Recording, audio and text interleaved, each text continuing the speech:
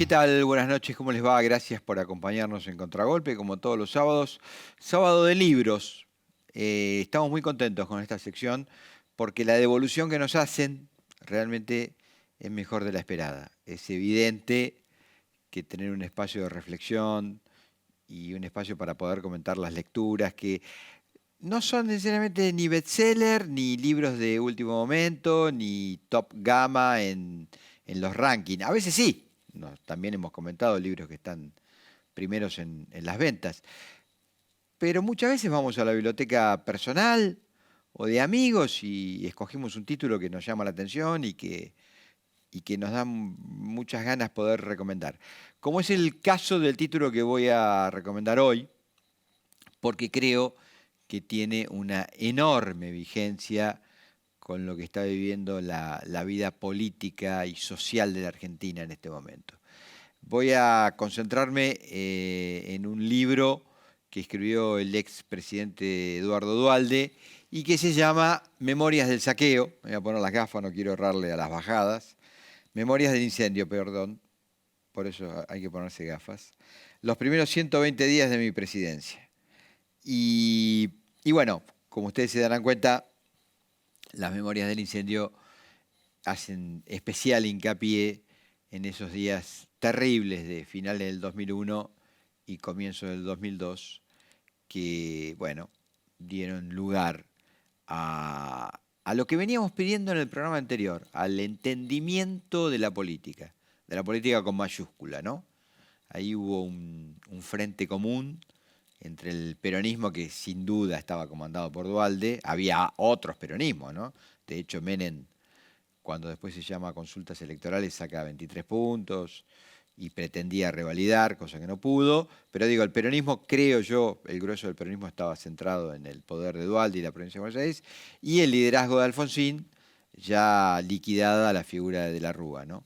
Y ese entendimiento sobre denominadores comunes muy básicos, entre ellos no dolarizar la economía, porque era un proyecto muy fuerte el de dolarizar la economía. Algunos lo recordarán, otros no, pero ahí había un impulso fuerte, como el que hay hoy. Bueno, ese entendimiento de la política me parece que nos preservó de lo que hubiera sido un grave error y un grave riesgo. Vamos a venir después del corte con Rodrigo Esteves, como siempre. Él va a comentar su título y iremos pasando en limpio las recomendaciones que les hacemos. Ya venimos.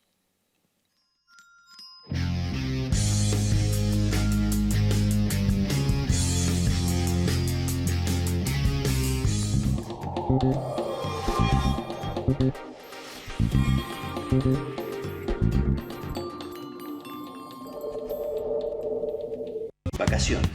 Lo que usted necesita son unas vacaciones en San Juan.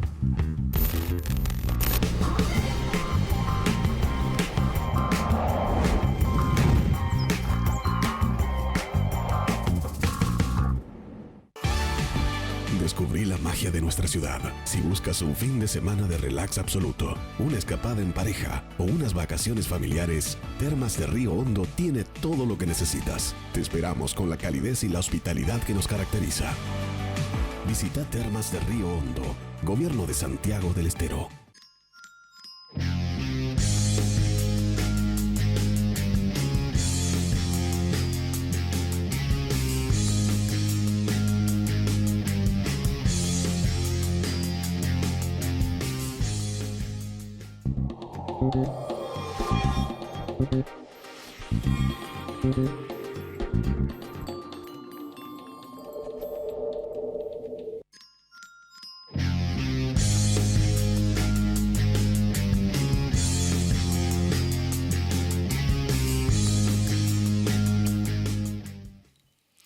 Bueno, gracias nuevamente por acompañarnos. El título que le recomendábamos lo vamos a mostrar. Le voy a pedir a la cámara 1, que es la que hablo. Ahí está, Memorias del Incendio de Eduardo Duhalde.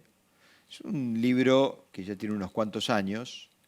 Quisiera repasar un poco, antes de presentar a Rodrigo, el índice para comentarlo con él. Una transición inédita, la Argentina agónica, que se vayan todos.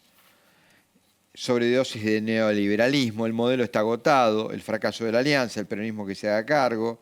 Bueno, fortalecer el poder de la República, garantizar la paz, hacia un nuevo rumbo, la alianza con la producción, un nuevo modelo económico. En fin, un repaso muy exhaustivo de esos años terribles, meses, mejor dicho, hasta que se empezó a salir, ¿no? ¿Qué tal, Rodrigo? ¿Cómo estás? Buenas noches, Roberto, y buenas noches a la audiencia. Efectivamente, un libro que uno a priori podría decir, los libros de la política que son aburridos, que están escritos por académicos, que los políticos no escriben, que tienen ghostwriter, que yo. La verdad está escrito con mucha carnadura. Se nota que Duhalde habló mucho, probablemente, me parece que ahí Eduardo Amadeo era uno de los que había trabajado en su momento. ¿Un ghostwriter crees que fue él? No, pero digo uno Porque de los que Duhalde tenía, ordenó, ¿no? que ordenó un poco las texturas de la escritura, que es otra cosa. Seguramente también la editorial, que era sudamericana, habrá puesto algún buen editor. Lo que digo es que se nota las horas de grabación, Duhalde un tipo muy concentrado, hombre de zona sur, conocedor, de estos que además no era afín al helicóptero, sino afín al auto, con lo cual siempre hubo tiempo, porque estos viajes hasta Lomas no tenés autopista, por lo tanto tenés un ratito ahí de Casa de Gobierno a Vas Pavón. por Hipólito Yrigoyen, Pavón, su ruta. Claro, tenés un ratito, con lo cual hay cosas en carne propia muy, muy jugosas ahí de esa instancia de la Argentina tan particular que fue la salida de la crisis del 2001, la salida de una emergencia y de una Argentina que emergió en términos muy distintos a los que preanunciaba el neoliberalismo o el neoconservadurismo thatcheriano, como gustaba decir Alfonsín en esos años,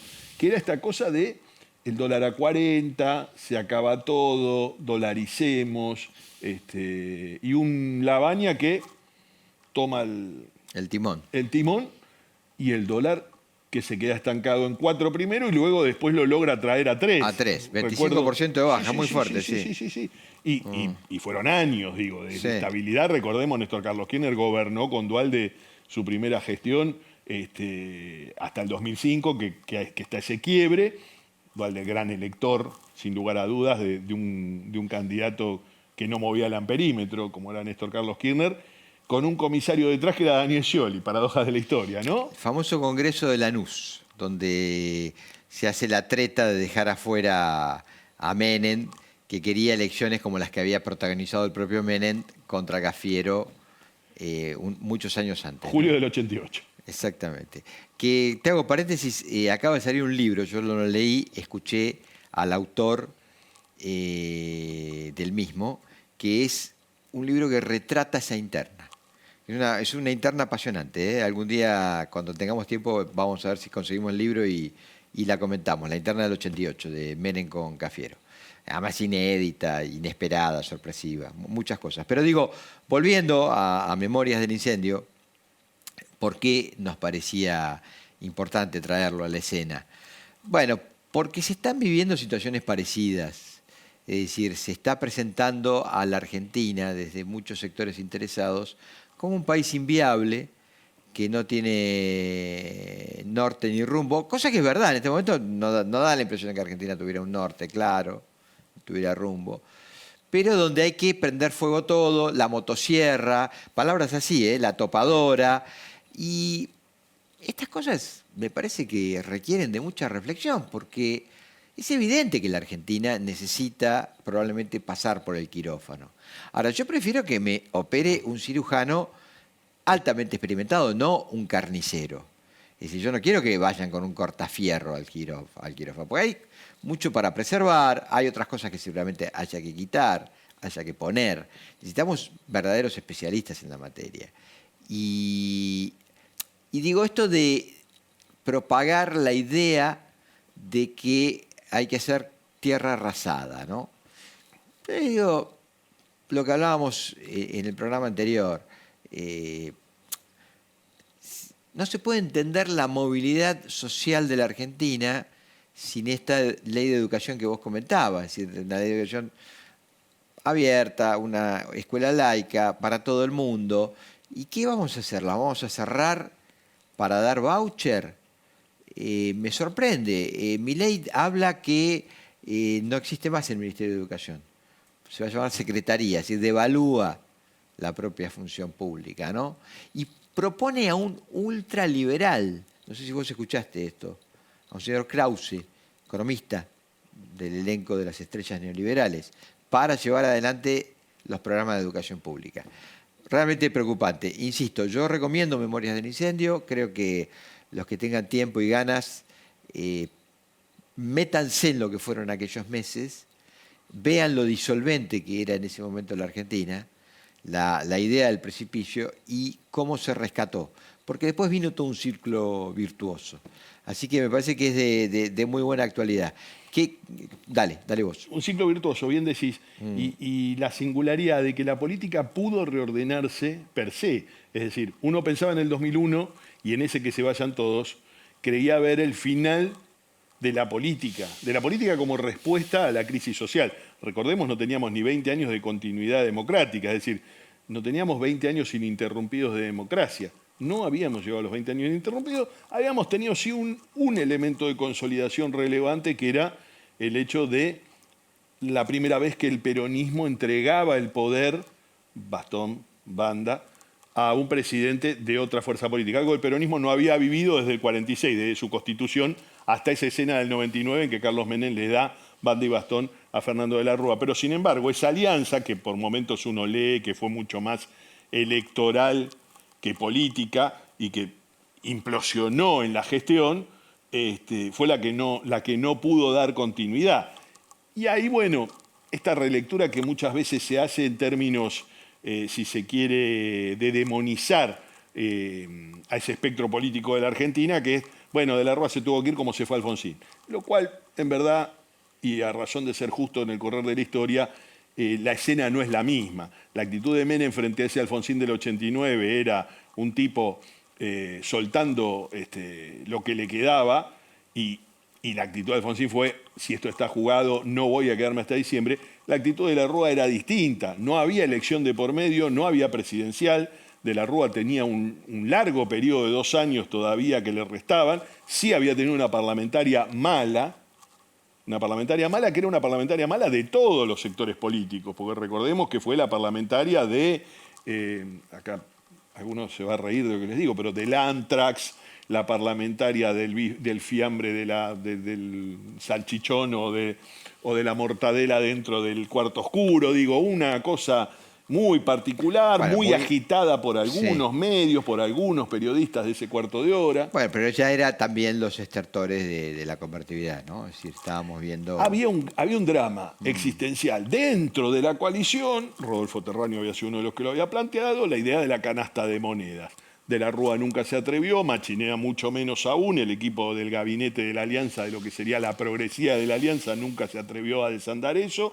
Vino Cavallo, recordemos, en el medio pasó un López Murphy que duró 15 días, vino Cavallo. De la mano de Chacho Álvarez, que se proponía jefe de gabinete. Jefe de gabinete, es verdad, Domingo Felipe Cavallo, pero debo decir que Domingo Felipe Cavallo además tenía una relación con Fernando de la Rúa. Recordemos, Fernando de la Rúa había llamado a Yach y lo había tenido de ministro de Educación. Yach había sido el jefe de gabinete durante la gestión de Cavallo, es decir, de la Rúa tenía una relación con Cavallo y tenía un respeto por Cavallo que en general ni los radicales ni Alfonsín sentían. Ahora, frente a esa situación, Cavallo tampoco desarmó la cosa, que este era el gran secreto, ¿no? Y la gran convicción que había generado en la sociedad. Porque esto también hay que decirlo.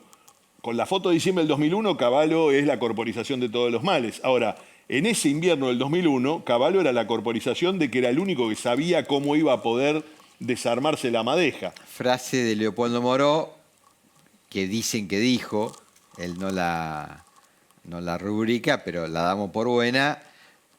Cavallo, vos inventaste la convertibilidad, cerraste con llave y tiraste la llave al mar. Tirate al mar, buscá, encontrá la llave y abrí este lío que armaste, ¿no? Porque Moró era muy opositor a ese experimento. Sí, y era senador nacional por la provincia de Buenos Aires, hombre de la Alianza. Pero bueno, nada de eso sucedió, ya sabemos cómo fue. Eduardo Duhalde reordenó el Estado y bien haces mención en esto que decías en el arranque, lo reordenó en gran medida también en diálogo con ese radicalismo de ese momento. No, Horacio Jaunar era ministro de Defensa, Jorge Fue un gabinete Vanosi, compartido. De Justicia, claro. Y además, yo creo que esto lo he contado, lo repito, tuve la fortuna de colaborar con alguien que fue ministro de ese experimento, de Duhalde, y me tocó ir a Olivos varias veces y me encontraba en Olivos, en los quinchos de Olivos, con Moro, con Pose padre, ¿no? Paréntesis, los Pose perdieron San Isidro, después de 40 años. Los Pose que venían gobernando desde la época de Frondizi. Es que Melchor Pose gana en el 58. Exactamente. Sí. La primera que era la primera elección, que era un médico muy jovencito, sub 30, en esa escisión de la UCRI con la UCRP. Se va con la UCRI y después vuelve al radicalismo en el 82. Él vuelve, claro, con Alfonsín. Bueno,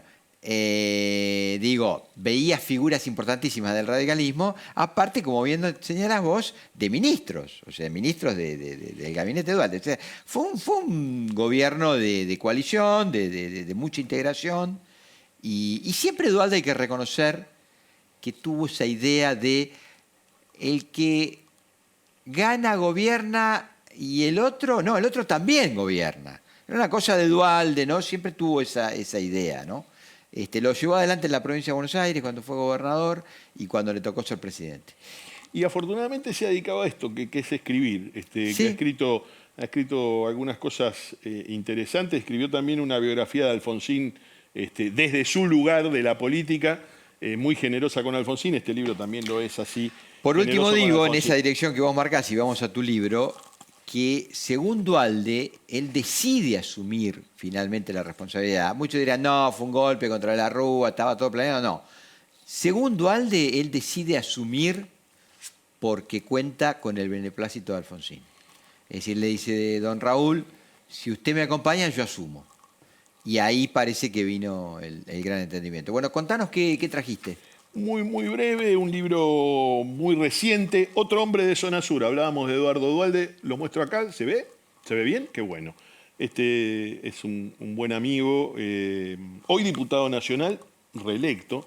Está en su segundo periodo. Se llama Fabio Quetglas, hombre del radicalismo. Criado en el radicalismo de Avellaneda de jovencito, pero después partió a la vida académica. Y hoy muchos seguramente se estarán sorprendiendo cuando digo criado en el radicalismo de Avellaneda, porque muchos piensan que es un extrapartidario casi en el radicalismo, que tuvo además la singularidad de jugar en este turno electoral con Patricia Bullrich, con lo cual abandonó un poco el carro supuestamente, sí, y a la vez supuestamente triunfal que tenía Horacio Rodríguez Larreta. Fabio Quetglas fue del núcleo de intelectuales que acompañaron a Patricia Bullrich. Este libro se llama Deconstruir el populismo. Ha salido hace escasos meses, tuvo la amabilidad de hacérmelo llegar, cosa que también le agradezco. Claves para recuperar el futuro argentino. Fabio decía, hombre de Avellaneda, de Wilde, para ser más preciso. Los de Wilde son muy orgullosos de ser de Wilde, con lo cual si uno lo omite, sí, lo toman a mal. No son tan avellanedenses como los otros. El prólogo es de Graciela Fernández Meijide.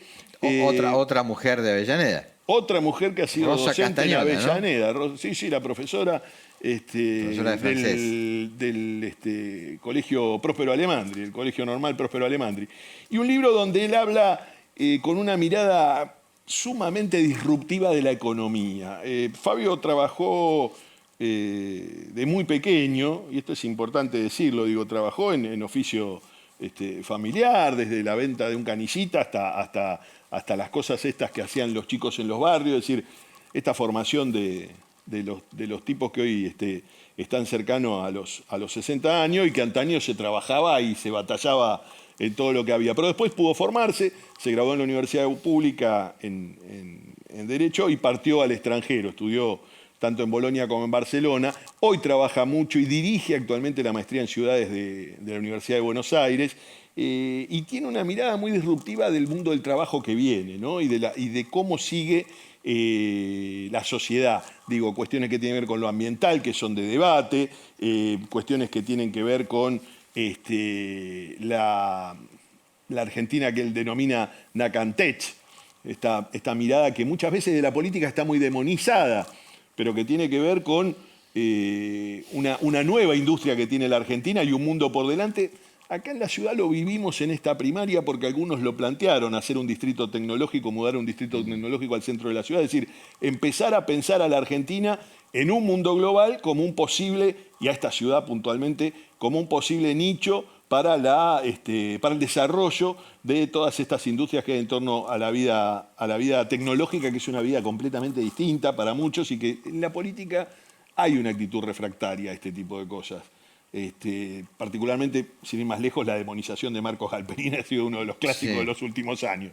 Y después, bueno, cuestiones que tienen que ver con un costado mucho más sensible y de oído a la cuestión social, esta lucha contra la pobreza, algunos limitantes que tiene el actual enfoque de lo social, de la política social, que por ahí a veces están acotados, y me da la sensación que son estos libros que son de sencilla lectura, porque los capítulos son muy dinámicos, pero cada vez siempre invitan a pensar. No es un libro con apetencias academicistas, es un libro más de la vida cotidiana, es decir, accesible, un libro para leer. De lectura, no digamos rápida, porque a veces cuando uno dice rápida, pero son amenos porque además son capítulos cortos, es decir, no estamos hablando de capítulos extensos. Y él particularmente tiene esta singularidad de haber pensado estas ideas de los planeamientos y de las estrategias en torno a las ciudades. Sobre todo tiene mucho laburo en ciudades del interior de la provincia de Buenos Aires, ciudades que por ahí parecen que fueran pequeñas.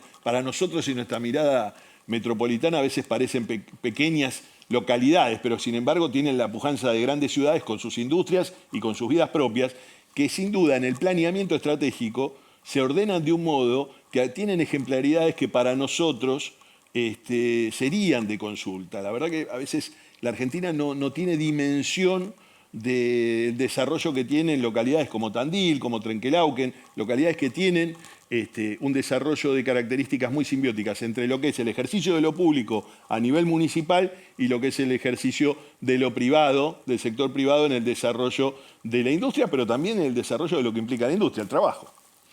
Buenísimo, quedan las recomendaciones.